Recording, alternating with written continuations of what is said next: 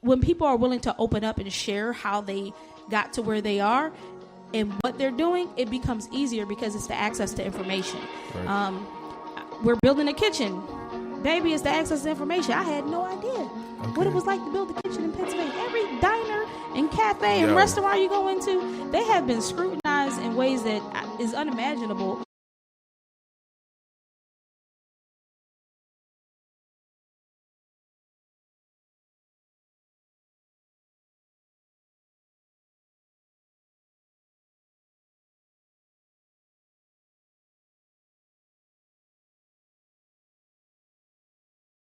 Alrighty. First and foremost, welcome to Spill the Beans. Give yourselves a round of applause for making it out on this Sunday morning.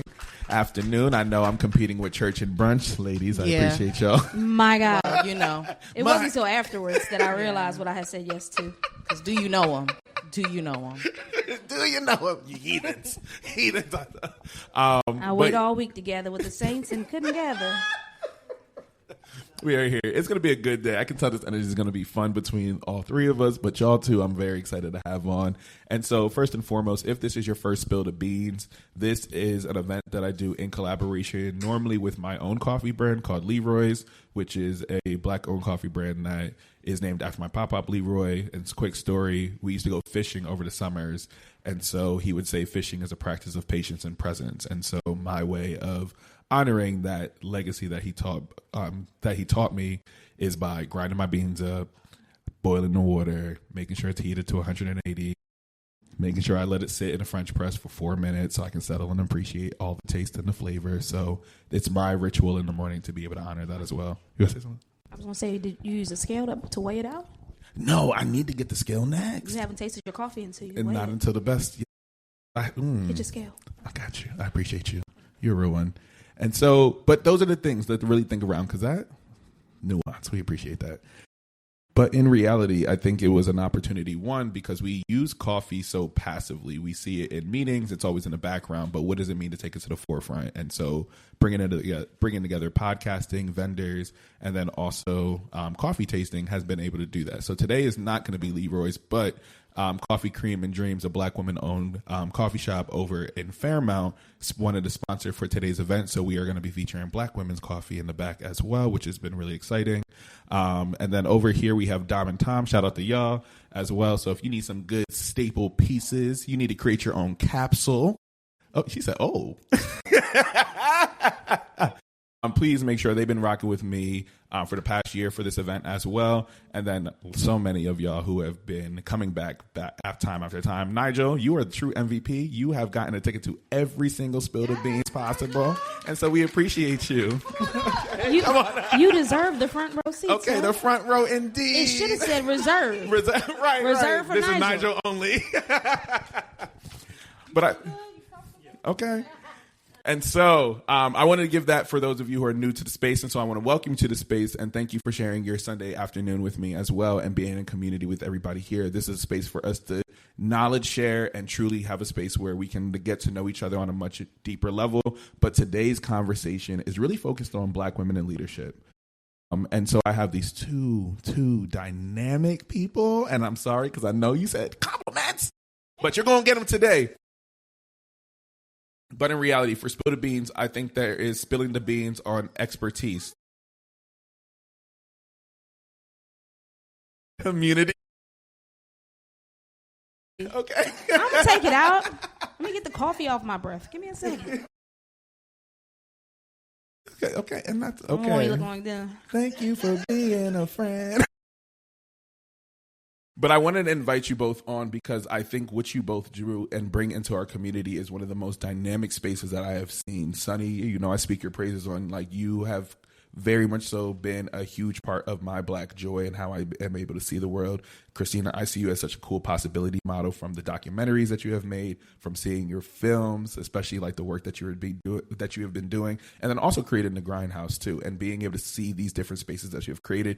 But I also see the intention that is behind that, whether it's from the front space or from the background of a policy space, and really being able to be somebody who helps refine my own perspective on things, but also serving as a challenge too sometimes, right? And so I appreciate the dynamic that you both bring because you're both curators of culture as well, in my my opinion. And so when we think around those in leadership, and particularly what makes leader, and this will be my first question before we get into introducing you. One, who are you? And then how do you define, or how do you see leadership feel fundamentally different on how you approach it? Does that make sense? Okay. But who are you? Let's start there. Sonny, introduce yourself to the people. That's so loaded. I think who I am is constantly evolving and being discovered. But today, I am an event planner and curator in the city of Philadelphia. I'm from Philly, love Philly. And I'm a person that has always valued community and always valued creating spaces for community, particularly for people that look like us, because we have to integrate a lot of times in our work and, in different spaces around the city. So I wanted to start to be more intentional about the spaces that we are going to and how we feel and experience it. So my name is Sonia Blount, and everyone calls me Sonny, and I am an event curator and the CEO of Kabila Events. There we go. Welcome. Much better than what I was going to say. How you guys doing? I'm Christina Faith. I'm a wife. I'm a friend. I'm a sister. I'm an aunt. I'm all those things. And I'm a multi-hyphenated creative. Like, there really isn't a way to really describe me. And I was told that very early on. Like 2006, I had a pastor say, people are going to try to define you. There is no real definition because you'll always move from different industries. And so right now, the industries that I'm in are entertainment, lobbying. Politics is an interesting place that I'm in right now. And just being able to cultivate culture is really what we're doing, right? Our desire is to capture it, cultivate it, and be able to build community around it from the back end to the front end. No, and I love snaps to that. I said, come on now. But I love what both of you are able to bring, because I feel like there's a strong ecosystem that is able to truly exist. And so what does it mean to situate both of you in conversation together, which I thought was going to be really exciting, considering the different pockets of the world that you exist in and occupy, but you're also very dynamic in how you change and lead that space. And so I'll go and lean into this question of like, this whole conversation today is all around leadership. What does it mean for you to step into that space? And then also, what are some of the unique challenges that come along with it? Because we've seen different businesses when we think leadership, and the most exaggerated one is where we're critiquing Tyra Banks right now. Like, what did her leadership, right? Okay, a scandalo. Tyra. That's Tyra. But we are also seeing it of just like, she was supposed to be a leader, but what are some of the unintended consequences of that came along? Leading in an early space. Right. And that's one of those things that I'm intrigued to hear about. But then we also see different Black women-owned businesses that are either having to stop, or they're like, funding's not here, and policy-wise. And so we're seeing all of these things be in conversation with one another, and how do we kind of do that? And I was like, Tyra happening right now is the perfect leadway into this conversation. But I want to lean into that real quick. Like you said, what does it mean to lead in a space that is early? Yeah. So I have an interesting critique of Tyra, and everybody's like, when you lead in a space and you're first to the space, like, we have to remember American Next Top Model was one of the first reality contests that we ever saw, besides Real World on MTV, right? And when you look back at Real World, that was crazy too. Wild, right? I think I had two critiques of it. Number one, she was early. Number two, there were that's over 20 years ago, there were no ethics around how you did television, how you engage Black and brown people on TV. It was pretty much, what are your ratings? No matter what it is. I also have a critique that we are critiquing Tyra and not Ken, who's executive producer. Let's talk about it, because I said now Ken cannot get away with it. Ken got away with everything. Okay.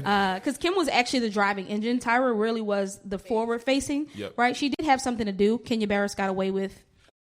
Say he was in there too. And he was the developing producer. He created the format of it and was there for the first couple years. Right. And so I think whenever you're leading something in the beginning, you're taking risks that no one understands. Whether they don't understand it in the beginning or they don't understand it and how you got to where you're going from the back, right? And so we're looking at her issues from the back, not from the front. Right. When we saw it, we didn't have a problem with it. That's the reality. We all looked at it. We might have said some things, but we don't have the knowledge. We didn't have the knowledge then that we have now. So it's always interesting to look at the retrospect of things. Mm-hmm. I think from my perspective, I've always been first, and it is very hard to be first. Like podcasting, I was podcasting in 2007. Right. Then 2012. not necessarily knowing where it could go, but not necessarily having the engine to keep going and going and going. And so podcasting is one of my greatest regrets of not continuing. Because I got a lot of big names in the beginning. Yeah. And so you can't really live in your regret. You have to figure out, like, what's your voice now? And I think a lot of times what we are seeing is people are growing in front of us. And that is hard to do as a leader, right? I think one of the biggest challenges I have in the way that I lead is I'm very relaxed, right? Yeah. I have a stern face, but I'm very relaxed, right, in the way that I lead. And so having to remind people, hey, this is a business. Hey, we're still making money. We're having a lot of fun. We have a lot of fun doing what we're doing. But having to remind the people that I'm growing with, hey, we still have to hit our quotas. Right. You don't feel it because your paycheck come once a month, regardless. But I feel it, right? And then my desire to scale. So as we're personally going through a capital raise, how am I positioning my people to be able to withstand the incredible scale that we'll start to experience in about 3 to 6 months? Right. And so I think leadership in general is always having to conform to what's going on, but also have foresight to see it before it happens. Yeah. Ooh, I love that. Yeah. I was gonna say I completely agree. And in addition to Tyra and her elk and the other guests, the other judges that are on a press tour to be her down. They've also said some things and done some things. I think Tyra right next to her. And Tyra knew what that piece was going to be. Yeah. Right. Everybody knew, hey, we can get our names back out there. So as they're downing her, they're making money off of her once 100%. again. And then also she said cycle 25 on the way back. I said she better drop that little ad there. Okay, a full. But she want to make ice cream. But go ahead, Sonia. hot ice cream. Ice cream. Hot ice cream. That's a whole nother conversation. Yeah, she needs help. I think that a true leader is a dreamer, but also an executor. And I think sometimes we kind of fall within the middle where one person is on the extreme of either side. So they could be like the dreamer, the visionary. I have all these things. I have all these things I want to do. But that execution part is the hardest part, particularly for people like that. And people that are executors, they may be very rigid. They may be like, this is the goal. We need to meet this. But they don't have that other side of like, how can I creatively do this in order to continue to like grow in business. So I think for me, I fall within the middle, and it's very challenging to do because I am the dreamer and the creator, and I'm like, oh, we can do this, but then the bills come, right? And then I have to pay people. Yeah. And then I have to also sometimes pay myself, or at least sometimes treat myself to a pack of noodles. So, I mean, ramen, let's be real. Are we going to have a real conversation today? Okay. So, and we ain't in church, but if y'all agree, y'all can say amen. Amen. Okay. But I do think being a creative dreamer and an executor, also a leader is a person that needs to be able at a point where they're well enough to receive feedback, because we're not always great, right? We're not always doing great, especially if you're the first to do it. People will have consistent feedback. Yes. Always. And I wanted for both of you to be able to actually lean into this, because oftentimes we think around what it means to be the first, the only, and a pioneer. And so when you think around leadership, there is a lot of scrutiny that comes up because you have to figure some stuff out, and you're taking punches that we will never know about in order for me to have a great time at this event. Oh, you know what? Christina, I went in, I filmed this thing with you. I said, this was great. Don't know what's going on in the back end, right? I still ain't seen it. It's actually done. It'll come out soon. You don't know what happened with that one, but that's okay. But it is one of those things where like you're still being a face. And so Sonia, I want to start this with you of just like when you were thinking around Philly Black Wine Fest. And I tell you all the time, I said, I did not like wine. Let me tell you, it was at the bottom of my list. That's interesting as a coffee drinker, but. Right. And that's, to me, I've learned. And so I went to Philly Black Wine Fest and actually got to do a wine tasting. I was just like, oh, this is what niggas been missing this whole time. I said, hold on. My palate, I thought I knew what I was saying. But in reality, I'm interested to kind of see, like, what was it like for you to have to lead in that space and kind of build that culture around, like, we hear around Napa Valley and stuff like that. And so black folks, we think around them over there being able to be like, yeah, they know wine. I studied abroad. I got to taste wine in the Czech Republic. That was cool. But coming here, I was just like, oh, this is a different world. So what was it like for you to either shift the culture around wine or build people's capacity to learn how to appreciate it more when you're gathering people in that kind of space? Yeah, I got the idea to start the Philly Black Wine and Spirits Fest when I went to Barcelona because I was Keep it a bean. Back in the day, I went to Barcelona, Spain. Barcelona. And I was just living my young little life, 20-something, just traveling on the beach. Gallivanting. Whimsical, is that the new word? It is whimsical. Whimsy. You know, just being just my beautiful self. And then I met this guy. His name was, okay, we're not going to speak on him. Angel. You know. I went to Cheetah Girls too. No, he was African. Give him another name. Oh, my bad. Ooh, don't get me lying. I'm not going to mess something up. Okay. A day.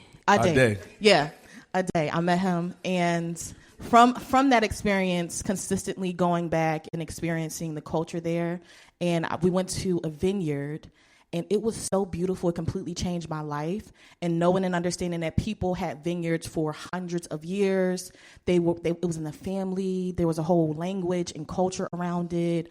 We got lit, which I also enjoyed. Okay. And really, really learning about the history, learning about how it contributed to the ecosystem there in Spain. And I came back and I'm like, we need to do something like this. I don't know how we're going to do it. I don't know what we need to do about it. I don't know if there are a lot of Black vendors and at that time, or Black companies that have wine. At that time, there wasn't many. So we started it, I think, right before the pandemic. Is that right, Christina? I would say right before the pandemic, we started it, and there wasn't as many companies like the Black Girl Wine Company. I think that they were just starting. The McBride sisters. Yes, I think they were just starting and getting very popular, and they grew a lot during the pandemic. But just trying to figure out how to facilitate this in a way that makes sense, and realizing and learning that there are a lot of rules here in Pennsylvania that make it very challenging, because I was like, why hasn't anybody done this? I mean, this sounds like a great idea. No, Pennsylvania does not think so.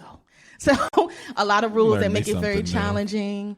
Learning how to have a staff and be able to train them, because I think it's a great idea, and I am like, okay, I know how to do it, but now I have to train other people to know how to do it also. Going through the process and seeing like, okay, maybe we need to hire some more people, because that year was not it. Design, decor, paying people, staging, lighting, all the things that come with this exciting idea of like, oh yeah, I want everybody to drink wine and have a great time, but also there's a huge business side of it.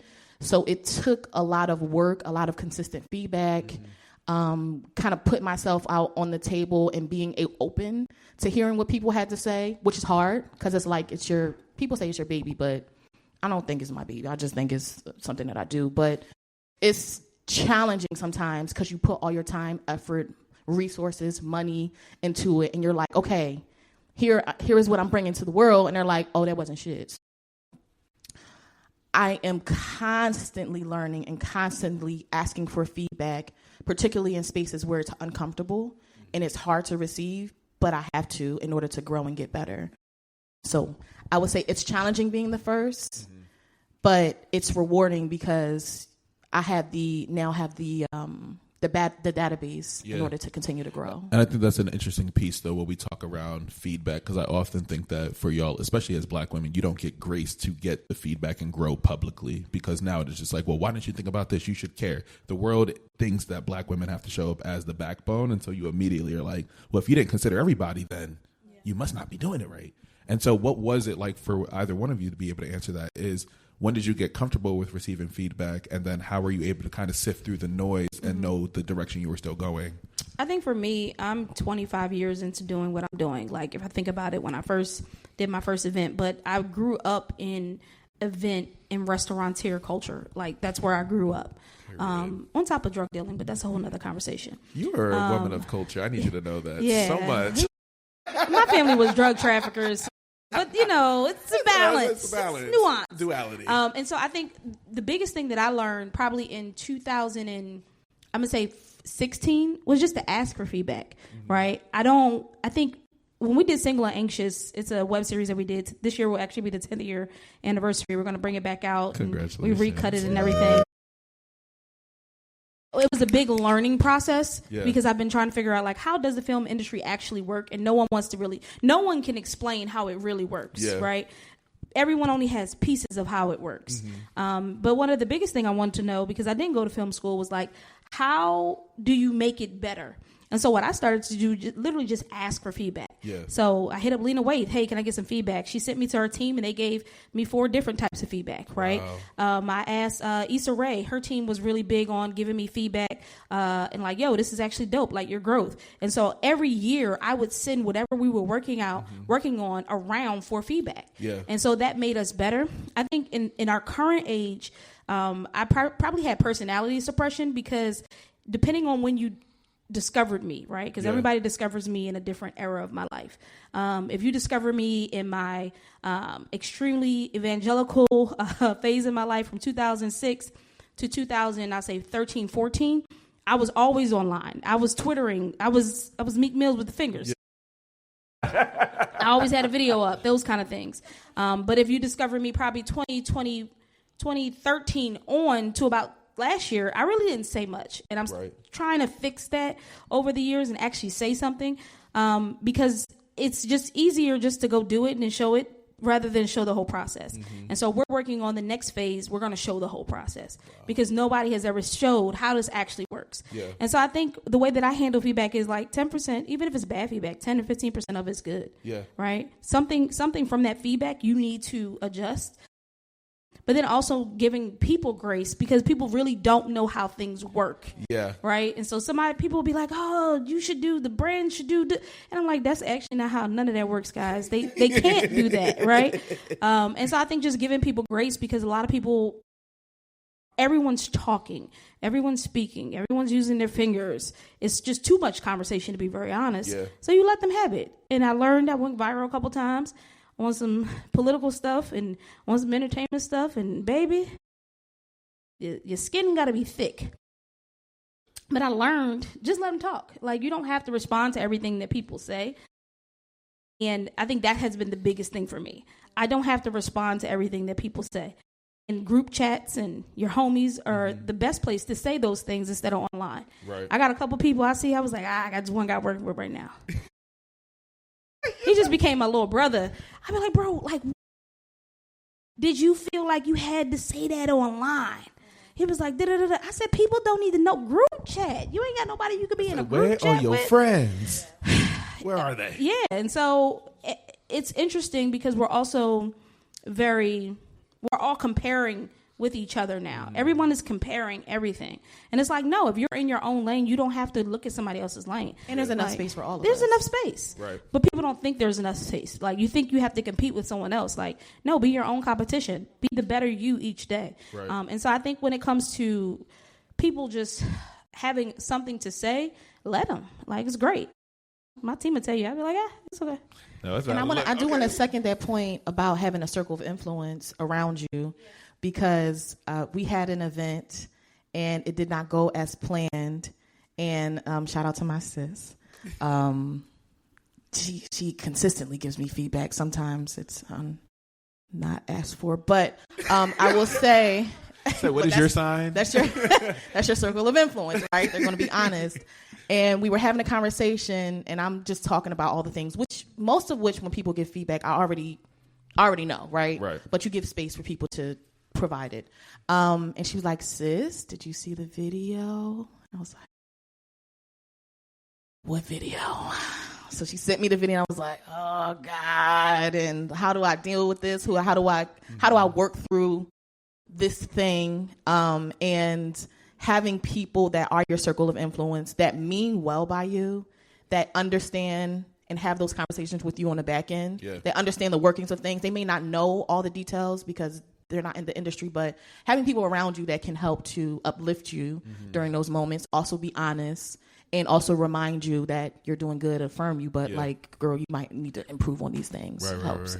No, and I love that because that kind of leads a little bit more into like this next question around like adapting like you have seen such a shift in the industry more and more. And so like, how do you decide when it is the right time to pivot? When do you decide like, okay, podcasting in 2007 is fundamentally different from podcasting in 2026. And so how did you decide those moments on when to pivot? I can tell you about my current pivot. My current pivot started 3 years ago. Yeah. I saw the industry and I was like, we about to shift, right? And in a way that many people still have not acknowledged that it's going to shift, and not just AI. Like when we started, I've always thought that the film industry in particular has balloon budgets, right? They don't make sense on paper. They don't make sense in getting your money back, right? If you spend $100 million on a film, that doesn't fundamentally make sense in order to get your money back. The level of success that you have to have is you're in not 1%, you're in 0.03%, right? And sometimes it can happen and it does happen, but there's so many flops. And so I also looked at the past of, I started going to the movie theaters by myself when I was 9. I should not have been going to see Poetic Justice by myself when I was 9 at Players Club. She said, I'm going to get them braids, though. Stop playing. Yes, I got them braids.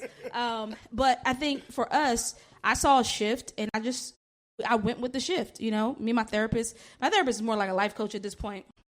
And so I was working with a company that I was like, it's no way that this is actually how the system works. I finally got to a place, I was like, this is how it works? Oh, okay. And they don't actually know what they're doing, right? And so for me, every time I saw things, I just started to make note of it, like catalog it. Okay, how could you do this better? Okay, this is how you can do this better. Okay, what would you need to do this better? So every time I see a pivot, I'm willing to pivot. A lot of people are not willing to pivot because pivoting requires you sometimes starting over, sometimes breaking it down, sometimes letting people go. And so I'm willing to embrace the uncomfortable. And it's always uncomfortable. We're working on a documentary right now, and we was on the phone last night at 12 o'clock, right? And my friend was like, the editor, oh my God, Christina, it's you. It's always you. Like there's always an issue, right? There's nothing that you can't really prevent some of these issues. Right. And sometimes you try to prevent them and it still happens. And so I think the way that you pivot is by being willing to be uncomfortable. And the discomfort should help you, for me, develop more trust in God, but then also learn to trust what I'm seeing and what I'm hearing versus like the noise around. Yeah, no, I love that a lot. And I thank you for sharing that, because oftentimes when it is those harder decisions that have to be made, people don't understand change means sometimes letting go or having to continue to nurture what is also in front of you. And so I think around the ways in which that you've also continued to nurture Philly Black Wine and Spirits Fest now. Come on. So when I think around you wanting to nurture that space, you're also scaling that too. So can you talk around the first time you went from a smaller venue and then you went from Cherry Street Pier to the Art Museum to Billy Penn Studios? How did you know it was time to scale your event to be even larger? I've always had the vision that it was going to be bigger and grander. That's kind of my personality, where I'm like bigger, more. I want people coming from the ceiling. Big. Yeah. I want fireworks. Boom, bow. So I've always had that vision, but I knew that there was such a demand specifically for that event. But I didn't know how to facilitate it. So we had to start a little smaller in order to kind of work through the kinks, in order to make it make sense in the long run. I think I knew it was time to evolve and find different spaces from the feedback, from seeing people wanting to be more engaged during the process, wanting to have more offerings, particularly at the event. But it was always the vision and the dream to have it bigger and better every year. Yeah, and I want to lean a little bit more into this, and it can pop between both of you. How do you then convince those who are... The music? All right. Anyways.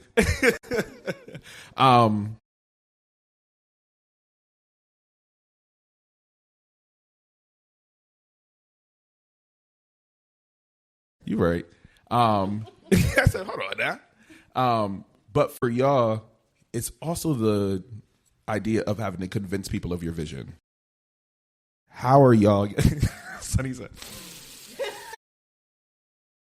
let's relax some shoulders. Take your tongue off through your mouth. I'll start while Sonny gathers herself. But yes, how do you convince so them? my vision has always been very big, and it really is the same vision. It's changed, but it's the same vision since when I was in college. Really, my mother would say before I was in college, right? I think I only bring people around that want to see it. Like, if you don't want to see it, you won't last long. You're not going to last long. Yeah, and I think in the beginning it was kind of like, wow, like, lost another one. But it's become more comfortable to do that. I think right now we're at the place where you should already see it in a sense, especially if you're behind the scenes. We don't do a good job at the GrindHouse of showing people what we do. It's kind of like we pop up and then, oh, wow, you got 14,000 square feet. Like, that's just how we've been, unfortunately, and we're going to work towards that. I was going to say, your team is magical, too. Like, I appreciate the top-tier team right here. Yeah, and I think it's harder to convince them that they should want more for themselves than to believe the vision. Because a lot of times people will believe the vision, but not believe in themselves. Yeah. And I think that's the harder part in general. And I think that's where we're very different, because we really do shepherd people, right? Yeah. We want you to become better. We want you to be developed, right? We want to see how you respond to feedback, right? And so, yeah, like people believe like things can be bigger, but you have to create a space where people feel empowered to do the bigger thing, right? And I think sometimes I'm also like, I want big, but I also want quality. Yeah. And so you have to have a nice balance between the two. And if it's not quality, I'm quick to be like, no, I ain't gotta do that. Yeah. So I think that's been the harder part. Is not necessarily people believing in the vision, but more so people believing in themselves within it, and that they matter too. Or the other thing that is harder is once they see the vision, not getting scared. Yeah. Because it's kind of scary, like, especially where we're going next. Like, we're already having talks and prepping each other about what this looks like, because it will change, right? You see people, that were really big online, and they was talking all the time, stop talking. Yeah. It's a reason people do that, right? And so I think for us, just being willing to be honest with each other, give each other the ability to talk to each other how you need to. Yeah. And I do that from, people who take out the trash. Like, if you take out trash, give me feedback. Like, it doesn't matter who you are, because you see me in a way that I don't see myself. Yeah. Good. So we're going into our 5th year as in April. So shout out to Kabila, Woody. And in this season, I think now until eternity, but I'm just going to say this at this moment in season, I'm not trying to convince anyone to see the vision, because that is a lot of hard work, and I already have so many other things to do that's on my plate as a business owner and woman. So I'm just doing the work, and the people that believe and see the work and is crazy enough to come with me to be involved with the work, like actually insane. You could kind of have to be insane to be involved. Just a little delusion here and there. It's fine. No, like clinical. Like, I'm not medicated. Like, please. Be an entrepreneur full time, you kind of have to be clinically insane. However, I'm not convincing anyone to do it. I'm doing the work. People are seeing the result. They're like, hey, I want to follow you on that journey. I'm like, cool, this is what it looks like. If they say, oh, no worries, come to an event. I'd love to see you there. See you. As we're going along in the journey, there will be people who are like, I would love to do it. I'm like, hey, this is what it looks like. I'm with you. And they've been with me and continuing to go on the journey. So I would say we're not at the place where we're convincing people. We're just working. I feel like Kim Kardashian, like, work the work. And she says nobody wants to work anymore. Work the work and work your life. They don't. They don't, though. They don't. Okay. But I think even to evolve that question, I'm thinking even more externally now. Like, when you are thinking around a place that you want to partner with, and they're just like, well, what do you mean this is a Philly Black Wine Fest? What do you mean the GrindHouse want to set up this thing here? How do those conversations tend to look? Do you feel like you have to go in a specific way to acquire more of these business partnerships? Yeah. Well, do we have to go in? I'm going to show up how I am. It doesn't matter. Yeah, I'm going to wear sneakers in Harrisburg. I don't care. Right? Period. It's just, you want me to walk 12,000 steps that day. My feet going to be comfortable. I better be comfortable. How do we convince them? you already have to have, I think a big part of convincing people is that you have to be confident in what you're doing and knowing that what you're doing, if given more, you can do more. That's really what you're convincing people of. They don't really necessarily care about the vision, right? Yeah. They want to know, can they get their money back, their follower count up, their product sold? What is my return on investment? Yeah, what's your ROI? Like at the end of the day, how much did you spend? How much do you need? And what's the plan to get this money back, right? And so I think one of the things that I'm learning is that the way you show up is by showing up before you even get there, being able to have your portfolio, have your scissor reel, have your cape stack. If they ask for it, they should be able to get that within the next 5 minutes type of thing. Yeah. And so what I've learned is the more that I open my mouth and show up, the more people are willing to hear me.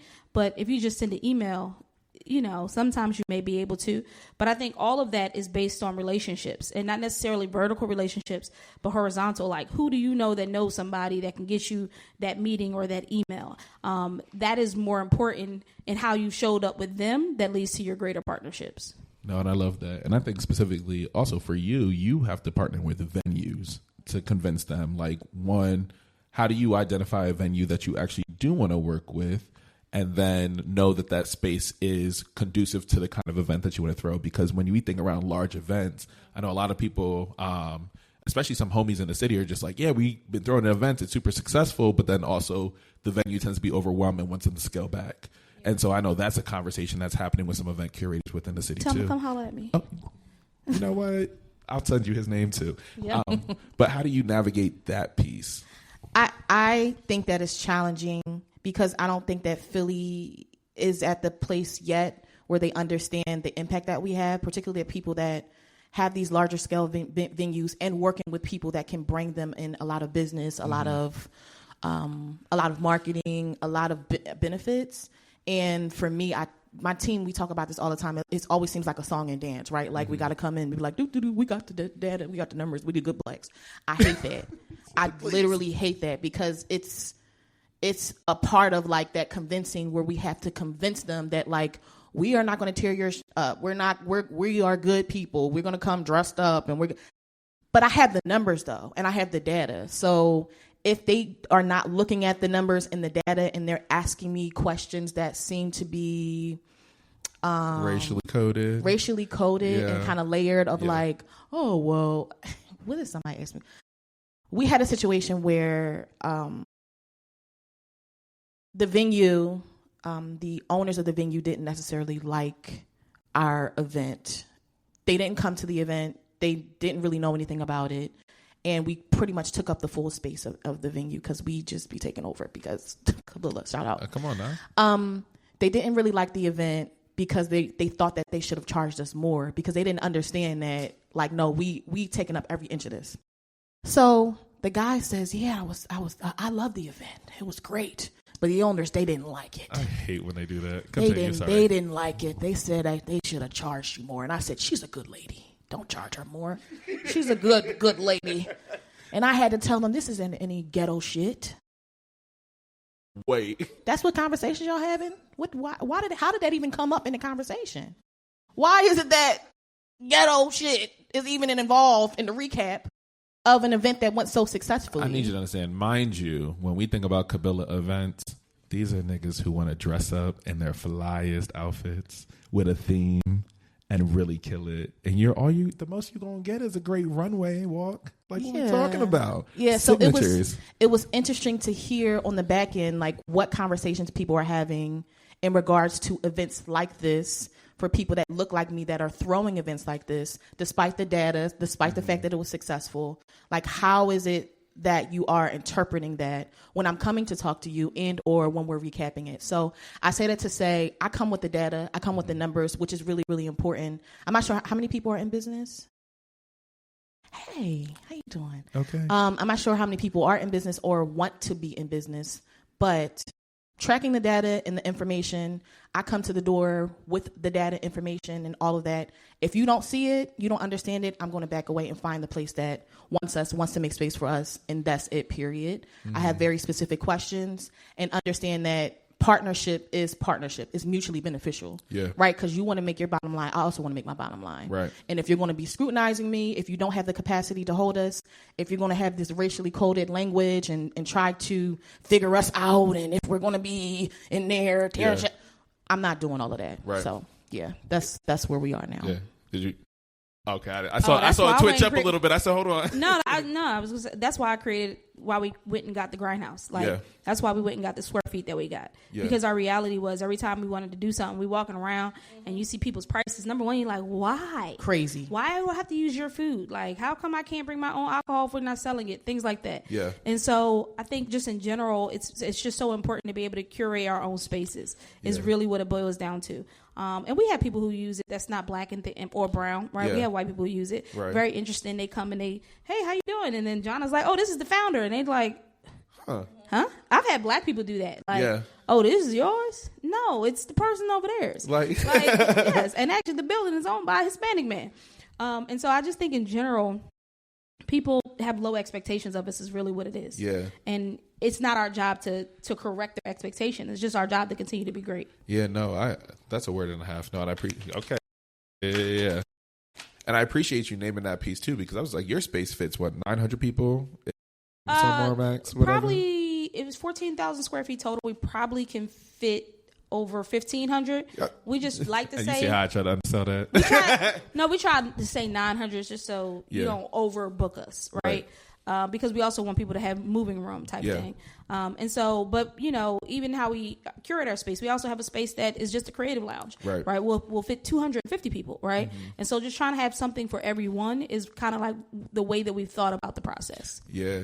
No, and I appreciate that, because I think what both of you do very well, exceptionally well, is knowing how to gather people in for you gather people with purpose a lot of the time too, which I think is actually super dope. And so despite the data going to be doing what it does, because it's great stuff, but I think it's also, you no longer follow this idea that as black people, most time we go into a space, there needs to be proof of concept. I know I went into some business meetings and they were just like, yeah, but you're a black podcast and you're not talking around like mess and stuff. And so I remember sitting in a meeting and the guy, this was also a black guy with a white partner, business partner.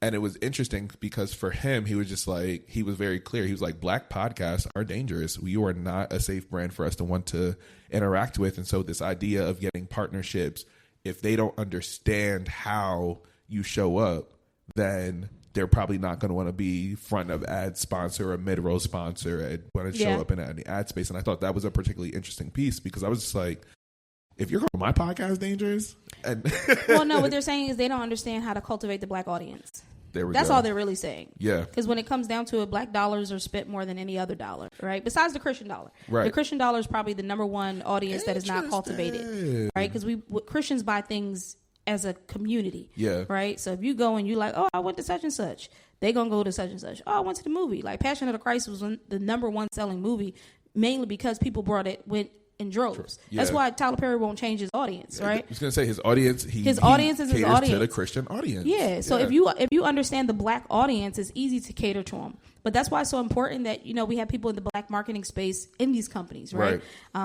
And it's interesting because we're trying to convince them that we deserve something, right? That we know is going to be profitable. And I think for us, we've just decided not to do that. Like, if you want to rock with us, you do. And if you don't, it's okay. We'll figure it out. Mm-hmm. And I think a big part of that is figuring out how to make something that is able to sustain itself. Yeah.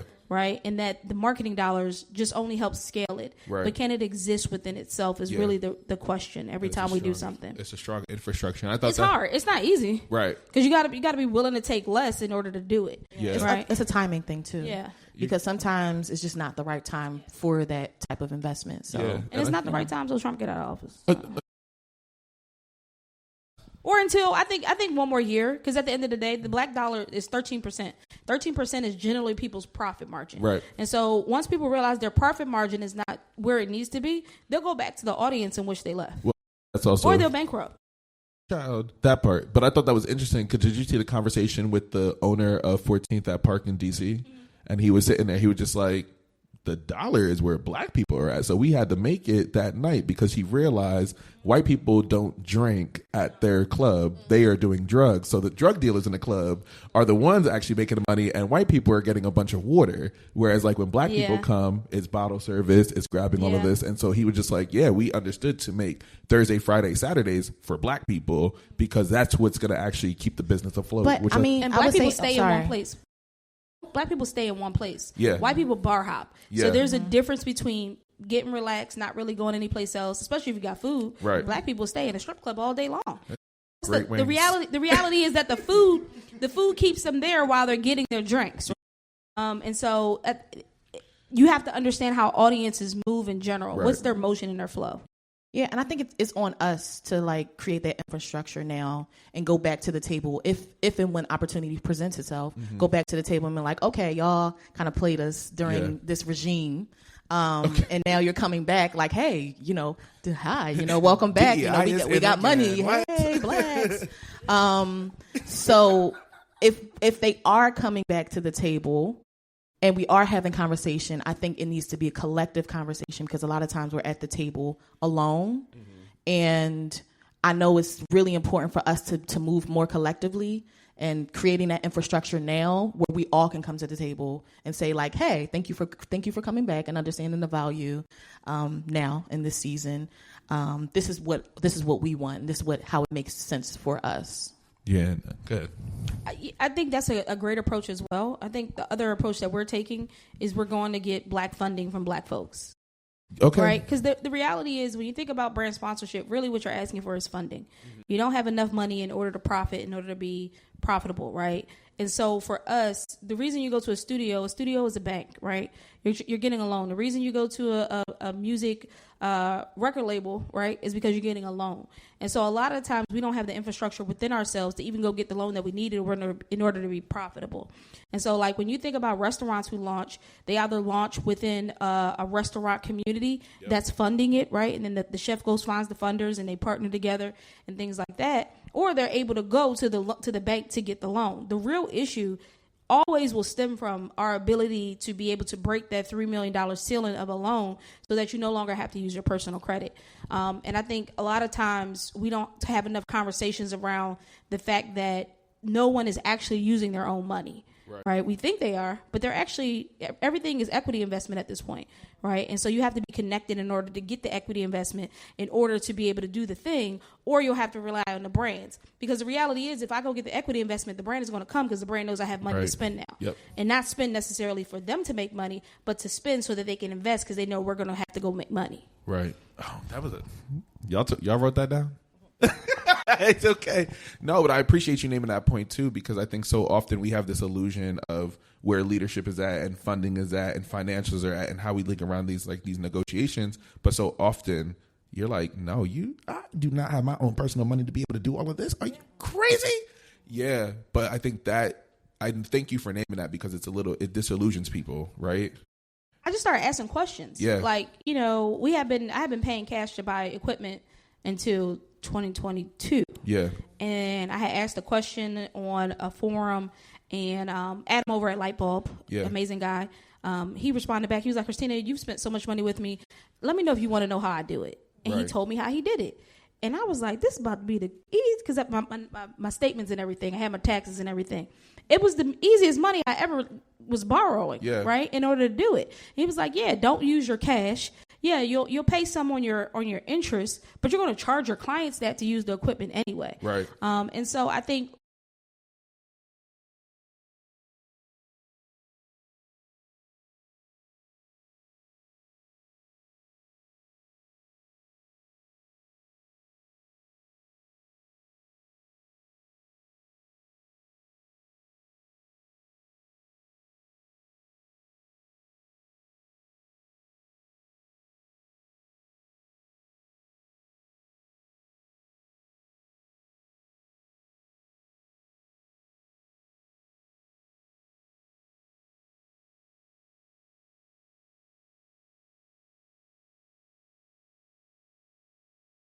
when people are willing to open up and share how they got to where they are and what they're doing, it becomes easier because it's the access to information.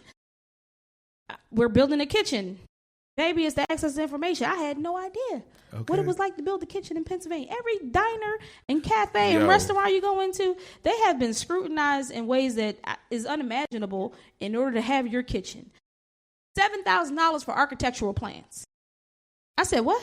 I said, why people don't have good kitchens? I said, excuse me. I said, why it doesn't happen? And so it's really just the access to information that a lot of people, I think we've only been taught one way of going to get brands, right? And that's how we think that, because the reality is it's the ad dollars that are paying for everything. Right. And I will also say, don't let that hinder you though, right? No. Because we have been doing our events primarily independent. Right. Although we do want more investments and funds and sponsorships and all the things. Great. Love it. That's a whole nother conversation. And to facilitate a festival, it can be upwards of $40,000, right? And people be like, what? Yes, it takes a lot of investment and a lot of startup capital in order to do it. But we've been able to produce things that have been primarily independent. And I think if somebody else were in our shoes, they may not continue because it takes a lot of sacrifice in order to get to that point and get the capital. But I think now we're having more community and collective conversations where we don't have to spend hundreds of thousands of dollars in order to get access to that information, because it's like, okay, now that you spent all this money with us, now I can pull back the doors. It's like, no, can you just tell me now? Like, why do I have to go through all of this rigmarole and process in order for you to finally give it up? And even other curators in the city who've done things to this magnitude and capacity, I've also reached out to other curators in other cities. It's a little bit more open, like giving the information. It's not as open. It's a different place. We have an interesting culture here. We do, but I would say, don't use that as a barrier if you don't have the initial capital. Finding ways to get it, even starting off small, because again, if you don't have it initially, it could be a barrier to a lot of people, and that's why a lot of people don't start or continue. And you're gonna fall a lot. Right? So even recently, I'm realizing, especially as we scale, it's all working a new muscle in me every time. Right? When you go from, my bills is $2,000 a month. Oh, my bills is $16,000 a month. Yeah. Oh, my bills is $40,000 a month. Right? It's a new muscle you have to work every time, because you have to expand your brain to be able to think at a higher level. And so oftentimes our self-doubt tells us, the fear tells us, I don't want to go to the next level. But I'm learning the more I lean into it, the more doors open without, like, the work is already being done, so the doors are starting to open. It's like, so even, we've been in a deficit for like the last 3-4 months. Last year was just not as good as it should have been, or could have been, because everybody didn't want to spend any money, right? And so it helped us pivot and figure things out. And a project that we were working on that we thought it was going to max out at a certain number just went into the 7 figures, right? And so because we kept going with the process and we had good relationship, and we were like, no, I think you have something bigger on your hands than you realize. And then we showed them the bigger, and we got them in the room with people who would help open their imagination. And they came back from that gala and was like, yes, I think we should expand. Yeah, we've been telling y'all that. We've been told y'all. Right? And so I think just in general, the more you scale, because I remember my first film, like, I had a credit card that had $1,700 on it. And wardrobe stylist, she maxed it out, right? Key for wardrobe when you're doing film, photos, find places you can buy clothes and take them back. Don't sweat in them, though. Don't take nothing sweaty back.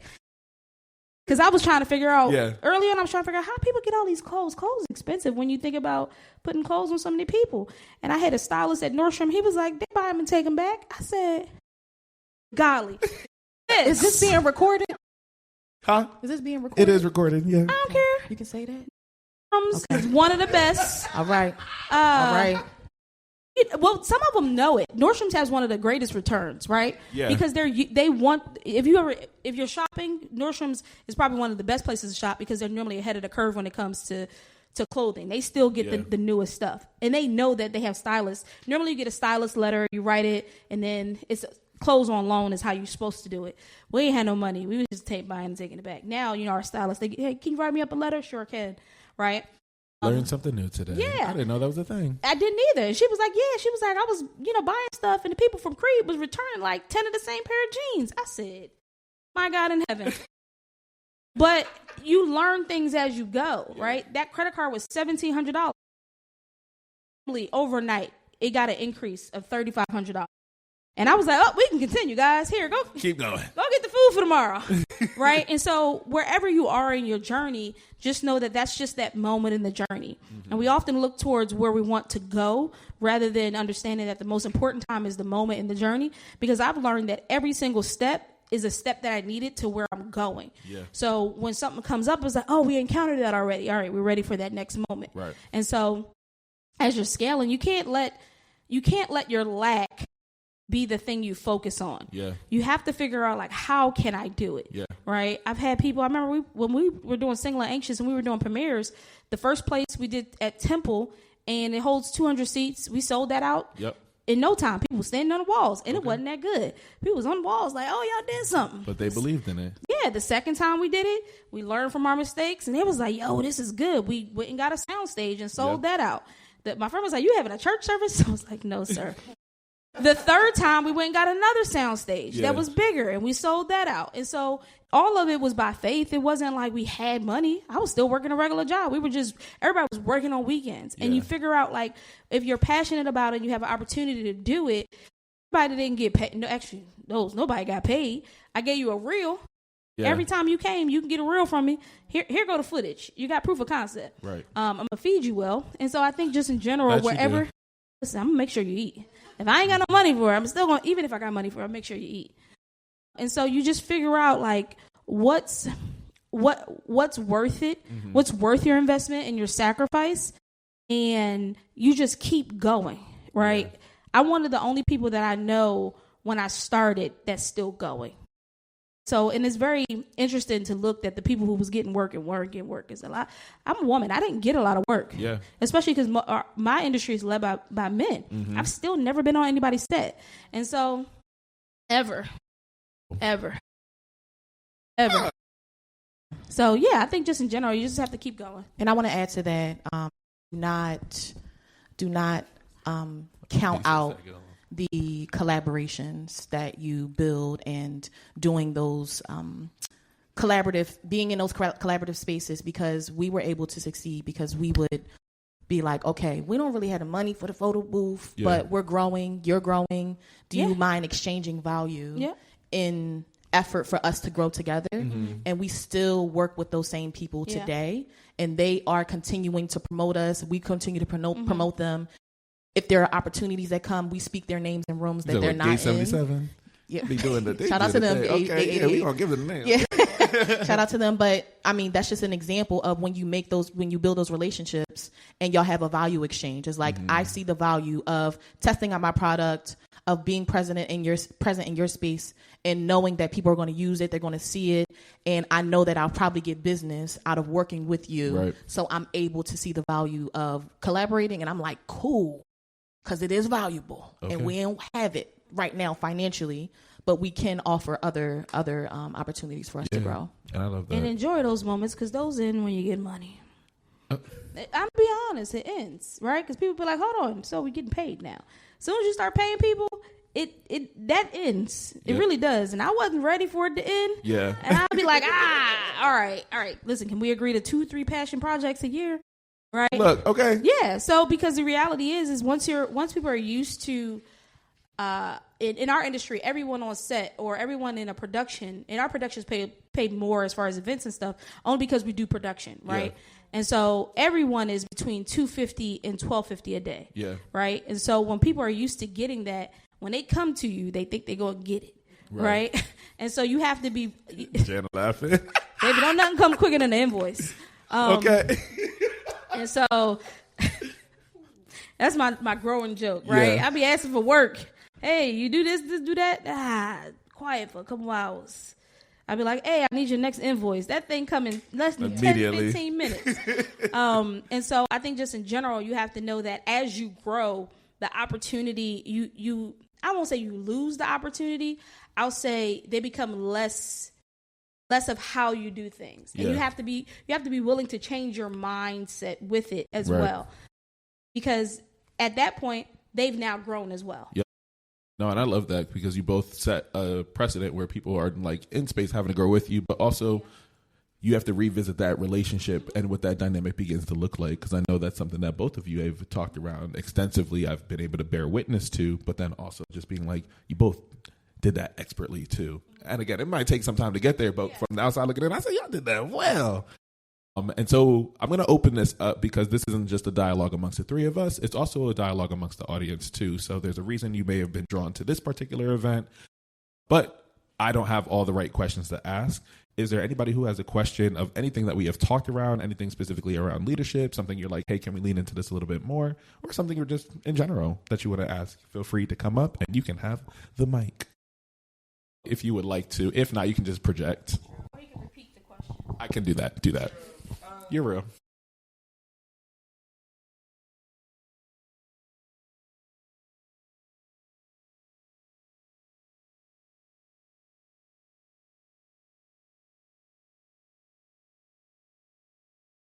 Thank you for asking that. It's good to see you.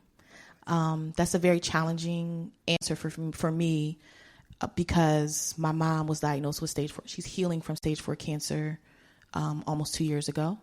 And working in business full time, the demand to be present, to be intentional, to be strategic requires you to stretch consistently. And you're in business, so you have to make money in order to make sense for your lifestyle. Prior to that moment, I did invest in therapy. I do have a very tight-knit friend circle that helps to pour on you.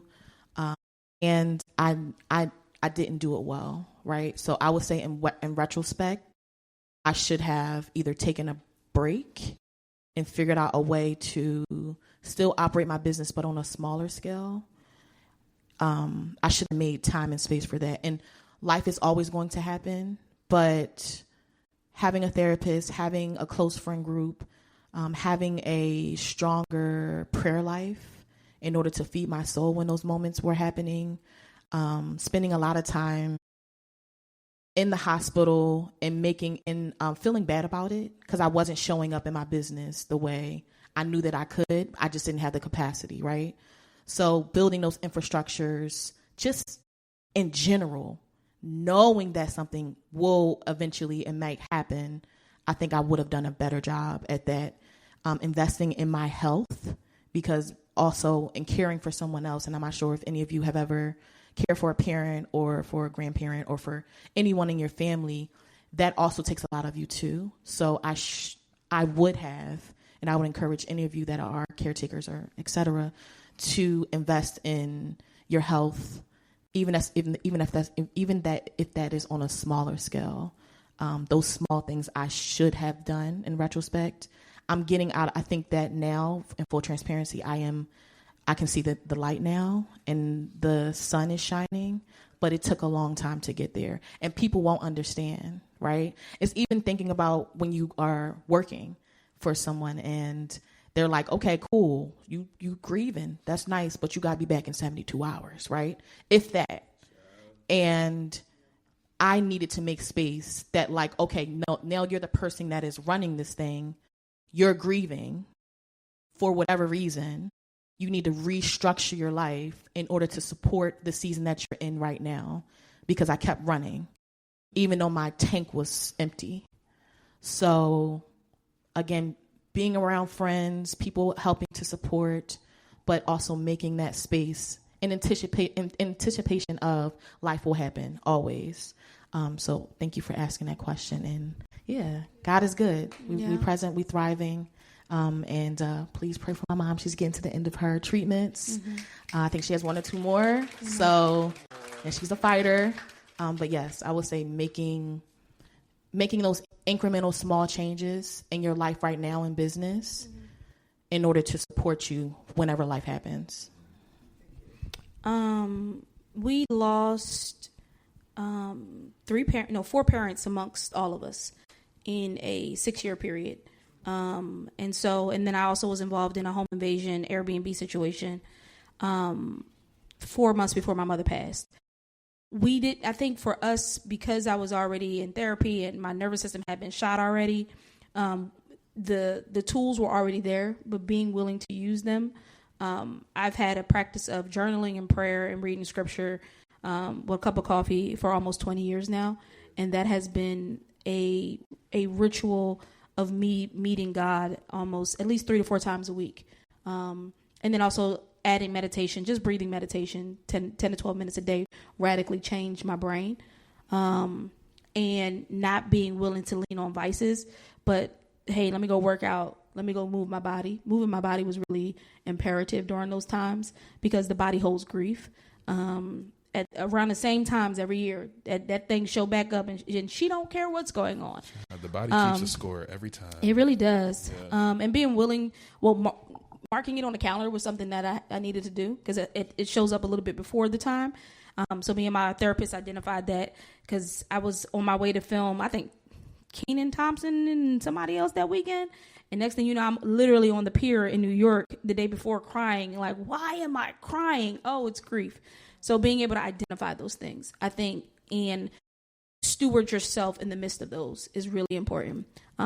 So just being more mindful of it, I think, has helped me navigate because it doesn't stop. I can give my work to somebody else, and I have done that. My team has been extremely caring as we care for them as well. We just had somebody that's been sick for the last 4 months, so we had to pick their weight up. And so being willing to do that with each other. So hopefully, it takes a while to build a solid team, but having a few people around you that understand and can support you and you can support them makes the difference. Appreciate that question. Yeah, thank you. Anybody else? Questions? Dajay. Also, can we give it up for Dajay? She's officially completed grad school. Yeah.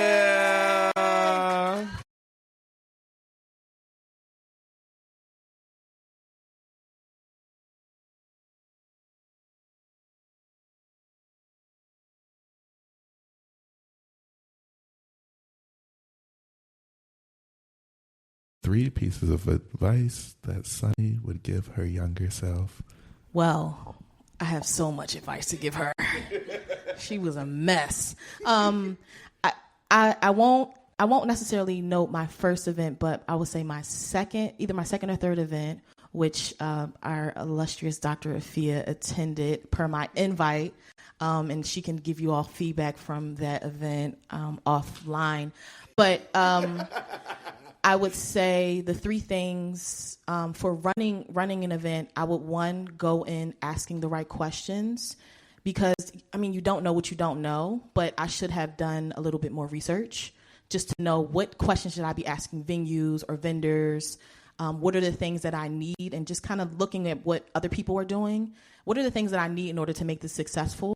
And if I get an inkling that it might not be successful, because there's always signs, always. If I get an inkling that it wouldn't be successful, I pivot. I either postpone or pivot. I hate postponing, but I will pivot or either finding another venue because... That damn snow got me last week. I know. Damn blizzard. But following and trusting my intuition, which is... Okay. So there was a venue. We had an event, actually the Love Jones Experience. If anybody's going at it today, I'll see you there. There was an event called the Love Jones Experience that we had at a venue in Mount Airy, and I was like, oh, this is great, the space is great, it fits the vision. And I went in, asked the right questions, and a partner of mine that I was working with at the time, she was like, I don't think this is it, I don't think this is the space. I'm like, oh no, like look at the building, look at the windows, and she's like, I don't think this is space. So I was like, okay, let's go and experience the venue during a busy time to see if they had the capacity to fulfill this. We went during the Super Bowl, and it was a hot mess. Okay, our chicken wings came out cold, half cooked. The drinks were watered down. The staff was overwhelmed. The staff was overwhelmed. It was just a mess. And my friend was like, sis, I don't think this is a spot. And I'm like, well, what you mean? The chicken wings, they going to cook it again. And she said, I don't think that is a spot. That's why I keep talking about your circle of influence, because even if you are delusional enough to try to make it work, they will remind you of like, girl, I told you the chicken wings was cold. You knew that they didn't have the capacity to hold you, and you still chose to do it despite the fact that you knew deep down inside that wasn't the right spot. Right. And then the day of the event, they didn't have enough staff. So I wound up getting into my server bag and my heels and in my little dress. Baby, my brother was in the kitchen calling out orders. I'm serving plates. You do these people? No, not like that. Yeah. Dropping drinks, flopping all around. It was a movie screening. The projector got stuck. So, and I told the man to check it before the event. He, oh no, we do it all down. The projector got stuck. This is during a movie screening. Projector got stuck, so he had to go onto this. It was a mess. He had to go on the stage. He had to go on the stage, take a ladder to go on the stage. This is when my event is happening. People were waiting for their food for about an hour. Oh, shoot. You actually did? You still use the space? I did. It took me a minute to be like, hold on, I thought you was helping somebody out. No, I did. Oh. She said my delusions carried me through. Despite my better judgment. He took a ladder and wobbled on. It was an older man. Shout out to him. Hopefully he's still thriving in life. It was an older man. He wobbled up, took a ladder, got on the top. He's pulling it down, yanking it. And people in my team kind of going up there, helping him bring it down. He about to fall. On a wobbly ladder. He's crazy. about to got fall. Liability. He was 100 years old, and he was about to fall off of the ladder and kill himself. And I just wanted to facilitate a Valentine's Day event. That was it. The band came late. They came rolling in with their drum. The singer was fly. It was just a lot. My God in heaven. And I think that, one, asking the right questions. Two, if possible, going to see the venue in action to see if they can facilitate what you're looking to do. Three, building a strong team, even if you can't pay them. My friends know I run a strict program, right? Like, I don't play. You're on staff regardless. I don't play around. But I have the right friends, because some of my friends, I would never hire them. They can just come to the events. But it's good to see y'all. Y'all be blessed. How y'all be blessed. but having a strong circle of influence that will tap you and be like, this is not going to make sense. Let's figure out another way to pivot it. Mm-hmm. And then the last thing I'll say is being open to doing it differently, right? Because I couldn't see it outside of what I had in my mind. Yeah. I was like, oh, no, it's here. It's going to look like this. People are going to experience it in this way, despite the fact that everything around me was telling me, hell no, get out of there and don't do it there. So those are the things that I would tell myself. And holding people accountable. Holding people accountable through documentation. Okay, because you can always resort to jargon. We did not have documentation signed, because I came to the space a couple times and she loved our events. We did not have signed documentation to say it should look this way. We should get there by this time. Everything should be set up by this time. We were moved. They had another event before the day before. We were moving tables, chairs, settings. They had like setups. We were clearing off the stage. It was crazy. So it's a mess. I'm stressing my mind. I said, and Virgo she just and me strolled said, in like, oh, okay, circuit. Thank you for moving that. It was ridiculous. But being able to hold people accountable through documentation would have helped us a lot. And that's all across the board. That was with the venue. That was with the artists. That was with our vendors. That was with any content creators that we were working with.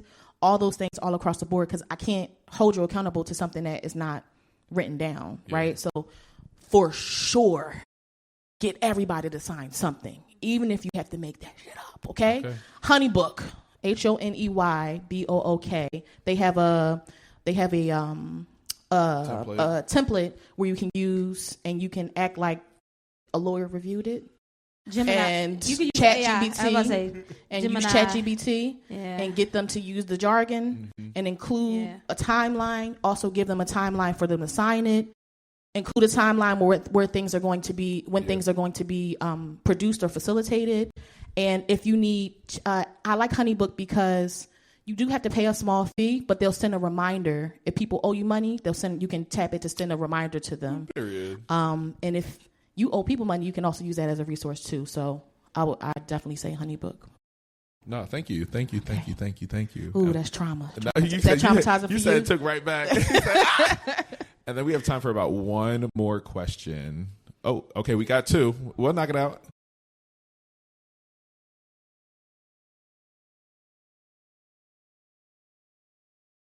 Can you talk about securing funding when you are just starting? I was the fun. Oh. Yeah, I really can't. I still ain't. Yeah, everything we've done with our own money. Yeah. I think the more important thing is, are you doing events? What you doing?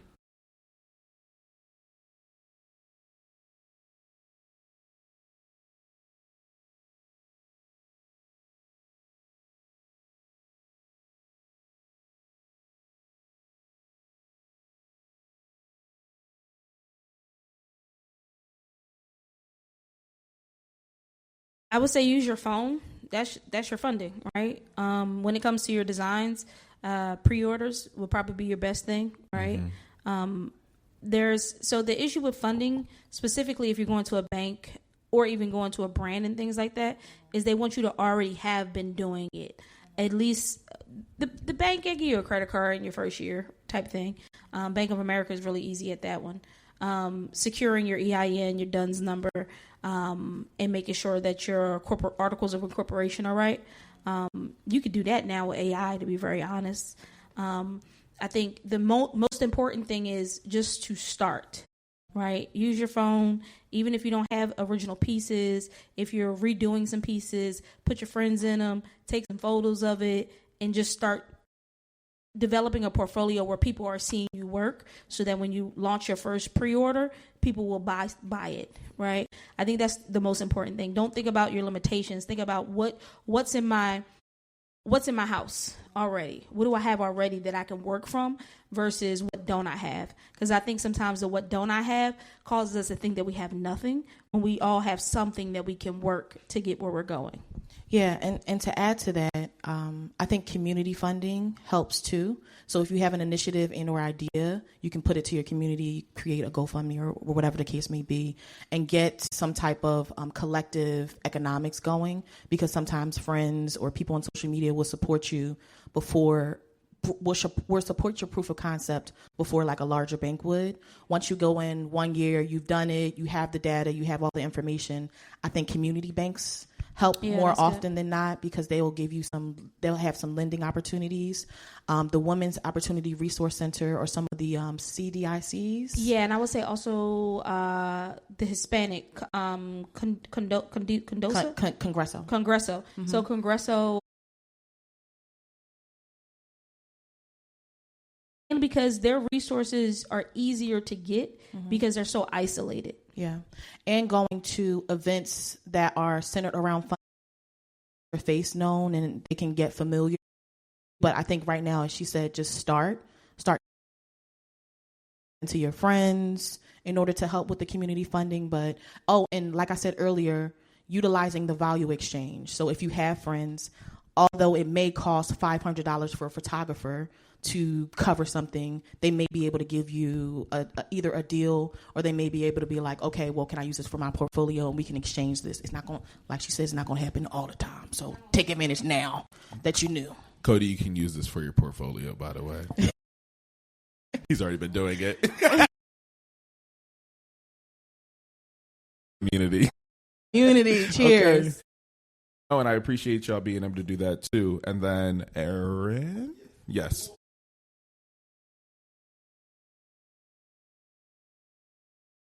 Who are the women that have currently influenced you in the positions that you're in today?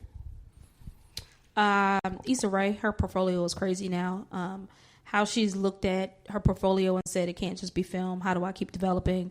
Sharice Suarez Clark, an incredible equity funder who understands the value of Black female business, but also understands the power of global equity. And then I'll say, Kim Kardashian, it's what you got to get what you want. I ain't gonna lie, low key, she had a great masterclass. Yeah, and I didn't know that was her, Kris Jenner, but the masterclass was great. No, on but YouTube. I'm saying, she's an amazing businesswoman. At the end of the day, like her and her family, they understand business. They understand they understand the horizontal. They understand the vertical. They understand Emma Grand. What's her name? They're the business partner. Emma understands how to work with them. Who's actually the engine behind. She's the engine. She's the engine behind Skims and stuff like that.